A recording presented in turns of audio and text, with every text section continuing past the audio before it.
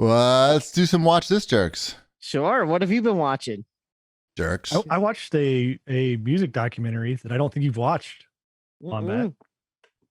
That's because it has Jesus in the title. Would you watch the Jesus music movie? I don't know. Is it a religious documentary or is it a documentary about religious music? It's a documentary about religious music. Like rock music? Or Yeah. It's Striper. There's a good section of Striper on there. There's Sympathy for the Devil. Yeah. It's the majority of it focuses around it's got all the historical, like starting in the 60s, 70s, and then 80s, but the majority of them Little Spirit in the Sky. Do they talk about that? They do. That is a little just How about, like the maybe Doobie like Brothers? 5 seconds. The Doobie Brothers had a hit with Jesus Is Just All Right With Me. There is some Jesus Is Just All Right in there. Yeah. But I don't remember. There's definitely not like we're going to spend 15 minutes on the Doobie Brothers singing Jesus Is Just All Right. They weren't religious. I guarantee you there's a 15-minute version of that song. Oh, I guarantee there is. But it focuses, the majority of the time focuses around like Amy Grant and Michael W. Smith and DC Talk and Kirk Franklin and Stephen Curtis Chapman, which I'm sure you at least Wombat has heard of all those groups. They were big in that. Isn't Amy Grant married to that other guy? Vince Gill.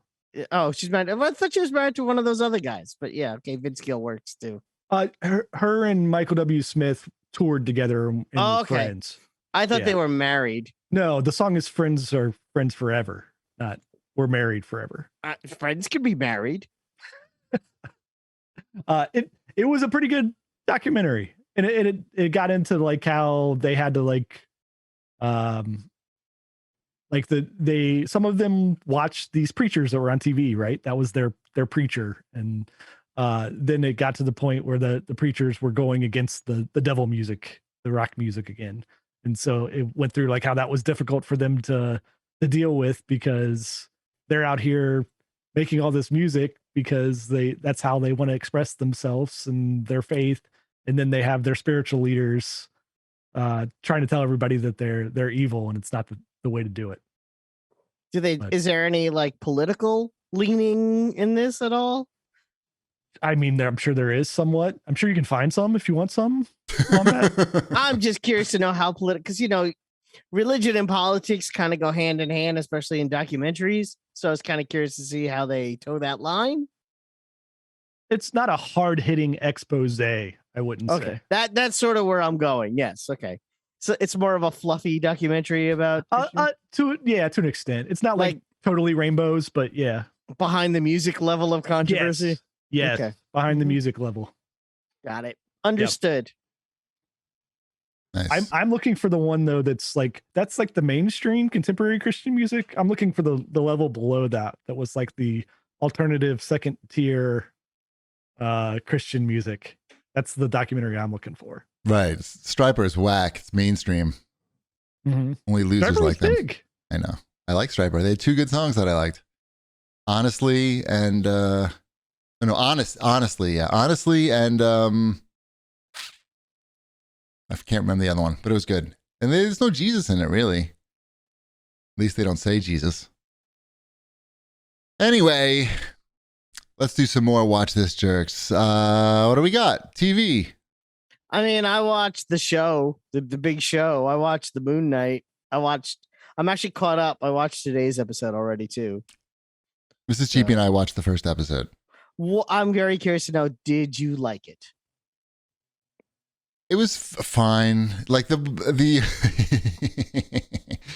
the problem with it, and I'm sure that this is just part of the suspense building, is like they don't show you any of the good parts, right? Like he's like blacked out for the good parts. So you want to watch some ass beating, and you don't see that. The ass beating has happened when the audience gets to see what's going on. So to me, I have unfulfilled ass beatings, and I don't like that. You were left with blue balls, basically, by basically blue ass beating. Mm-hmm. So I'm assuming that in like maybe episode 2, we're gonna get to see the actual beatings. There's a little bit, yes. That's not very encouraging. What? They're doing this in increments, but yes, you do get to see it's like a taste of ass beating, but not like a full course. Yeah, I would have liked a little bit more in the second episode. I don't have time to wait around for ass beatings. It's interesting though, because there's only 6 episodes, so next week is the midway point. They're gonna blow it. I don't know. I say stick with it. At least watch episode 2 if you mildly enjoyed episode 1. I do think it's interesting. I also find this one interesting because it doesn't seem to be connecting itself to anything else. It seems to be very much a standalone Marvel thing, which they haven't. Episode 6 when the cameos show up. Yeah, I'm like, it's kind of it. It's in a way who's going to show up, Chip? Who's going to show up? Place your bets. Is this Chip's a specialty? Who's going to show up in Moonknight, Chip? Spider-Man. I mean, they that would be my first guess, but it's not going to be on this one. I literally just read one of those issues, this Spider-Man Moon Knight team up. Sure. I mean, it happens too often, which is weird in itself, but I don't think it'll be Spider-Man. I mean, maybe Daredevil. Like Daredevil shows up and is like, "Hey, you're street level and I'm street level. Let's high five." Right. Exactly. And they go like that, and the credits roll, and everyone stands up, cheers. Yeah, they need to step up the beatings if they really want to. They're not preparing Moon Knight for the big screen, right? Like he's not. No, he's not jumping over to that level. So it's gonna be one of the characters that they're comfortable with on the TV screen. Sure. So I'm going Daredevil. I think Daredevil's gonna just pop in at the end. Just pop in at the end. He's like, "Yo, man." I heard you're in some legal issues. Yeah. And I heard about some ass beatings. Mm-hmm. And that's what. Anyway, what else we got here in TV? We've watched quite a bit of Our Flag Means Death, which is on HBO Max. I made it halfway through the first episode. Oh, really? And then I was like, "This isn't for me." Oh, okay. We find it pretty funny and cute. And that's a funny pirate show. Yeah, it's the Marvel rock guy. What's his name? Taika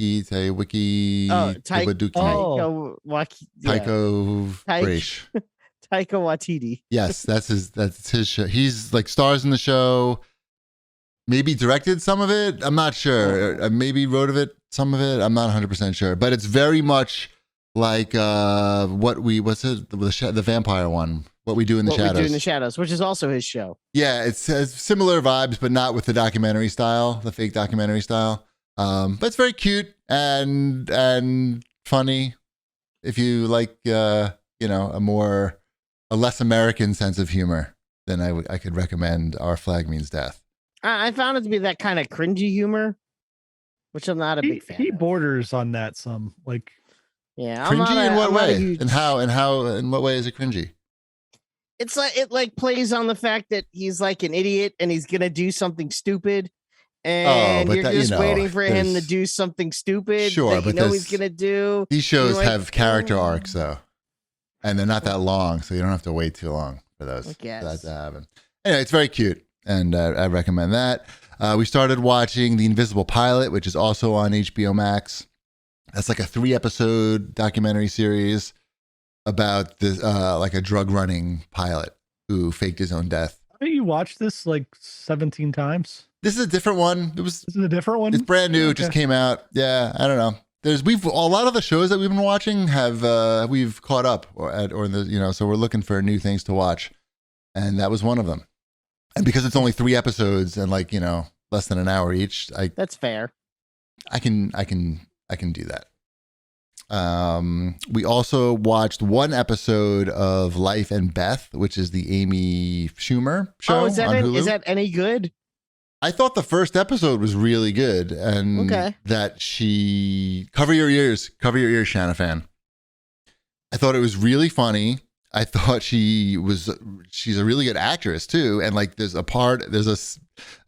a scene in the show where I was covering my face because it was just so awkward and horrible in an artsy way. I appreciated it. Full frontal then. No, Is that not in a is that what violence. artsy Not means? no, not in a traditional Netflix. I'm ripping somebody's intestines out. Like here they are.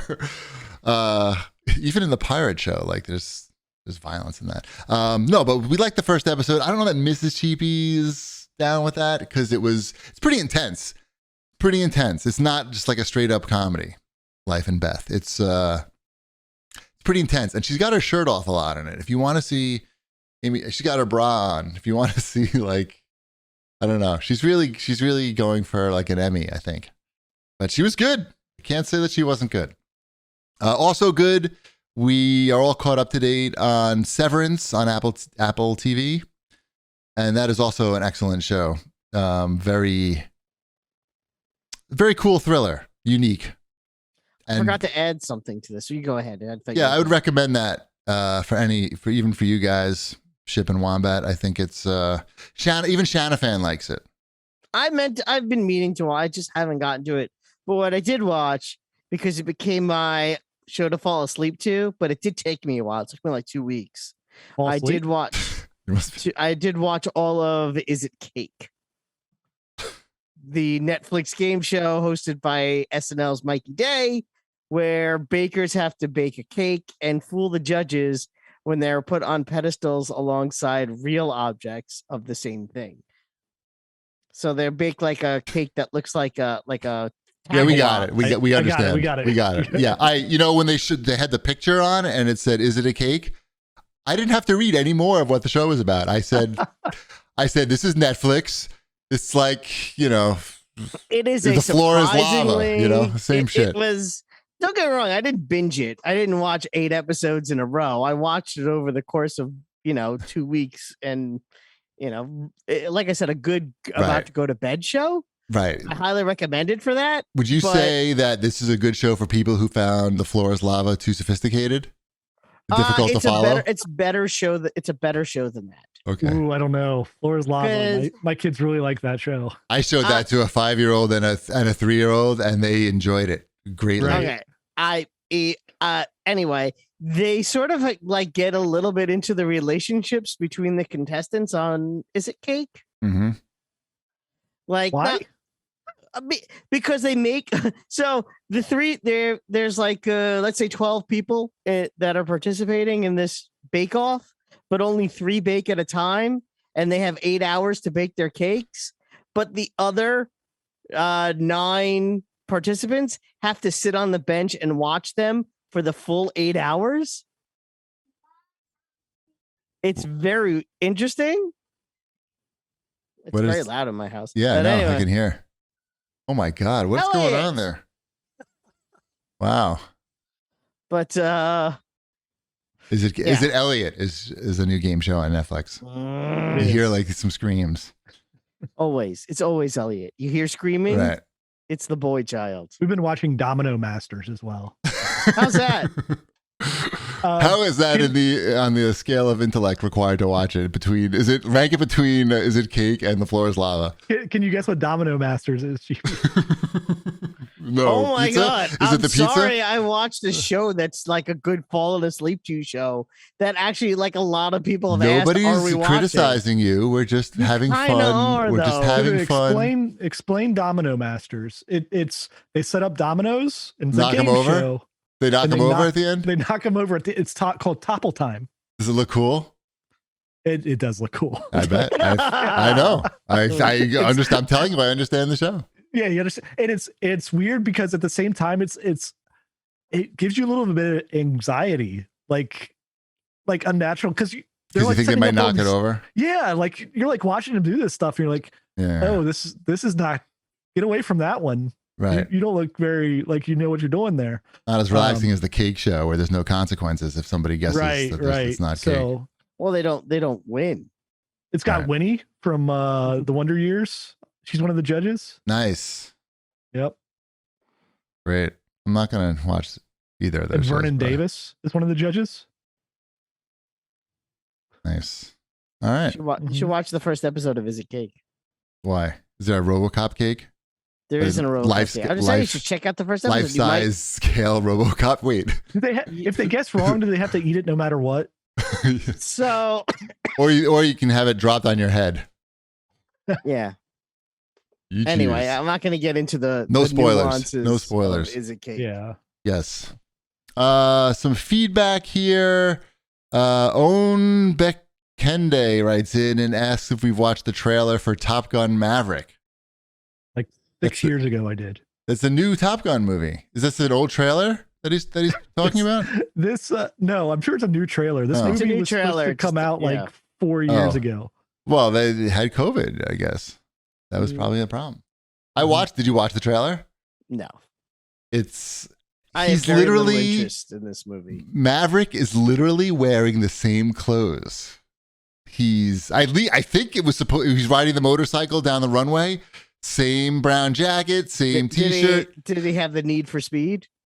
Probably, but I mean, at least he didn't say that again. But he was wearing the same clothes. Like it's a I long wouldn't say time. all the same stuff. It's Play probably some just this- volleyball. It's Yeah. fine. Oh.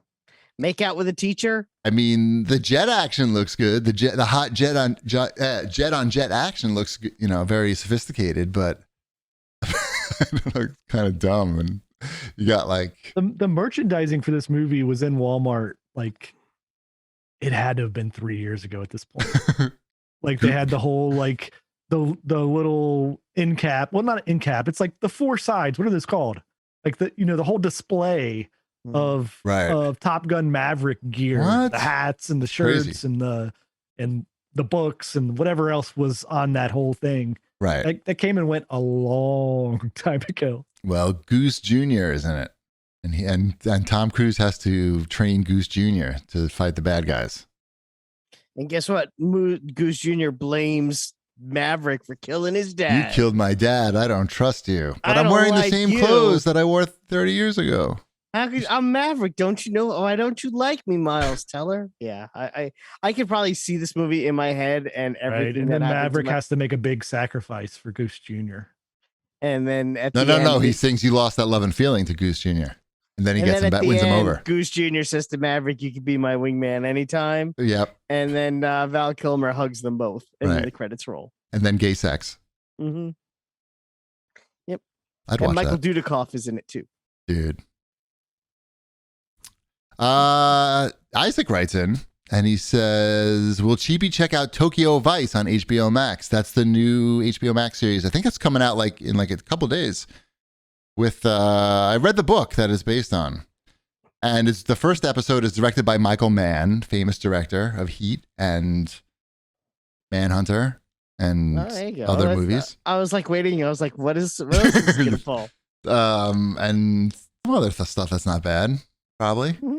I don't know. I can't name any right now, but I watched the book is very how about good. Miami Vice? Did you think of how about Miami? I did not Vice? enjoy Miami Vice in any I'm capacity. just saying this is Tokyo Vice. Right. Is that so? He's your vice man. You got to hire He's him. yeah. Mhm.